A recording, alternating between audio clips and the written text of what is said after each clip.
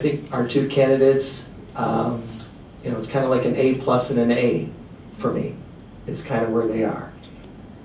Dr. Rai-Chowdhury is the stronger of the candidates, to be just point blank on it for myself.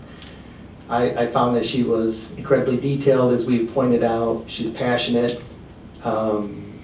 She kind of talks about the holistic of people. When she talks about the teachers, she made a point that her teachers need to be happy and healthy. She has all type of experience. I mean, her K-12 experience, her ability to bring corrective data.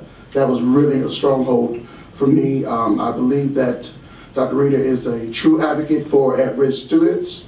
And she just brings practicability to operate in large, complex systems such as ours. She has a strong focus on and a track record and history of engaging all stakeholders in decision-making and information sharing. That's really important for us.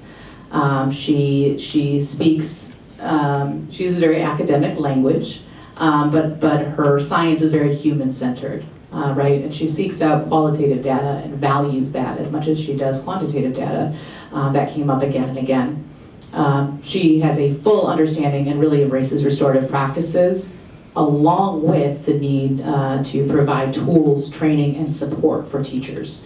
I liked what she talked about regarding recruiting diverse teachers, and not only that, but having a pipeline and for getting diverse teachers so that they're more reflective of the students that they serve. Very important in a majority minority district,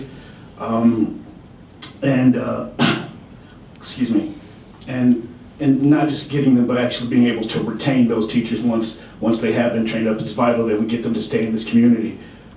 Dr. Rita, I appreciated the fact that she had served as a teacher and a principal. One of the main things that attracted me to her was her advocacy. Public education needs strong advocates, and I believe that she is capable of advocating not only for services and to figure out creative ways to fill the opportunity gaps that our students have, but to put pressure on funding and making sure that it's equitable and fair. She had great ideas about monthly PD, about changing students' mindset from hopeless to hopeful. I was big, enjoyed her chain of command.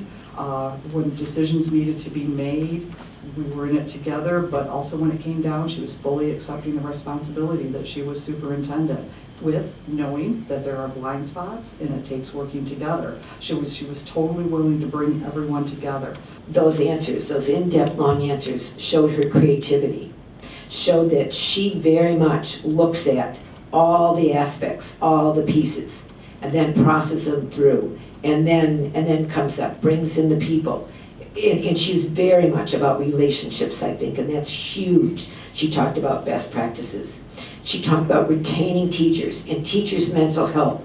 The fact that she said it was the hardest job she ever did really spoke to me. There's a lot of passion in that answer. This woman understands very much, this educated doctor understands that a school doesn't operate in a vacuum. It's not isolated. It is a composition of the community. It's a composition of all the stakeholders. And so I'd have to go with the folk that are on Team Rita.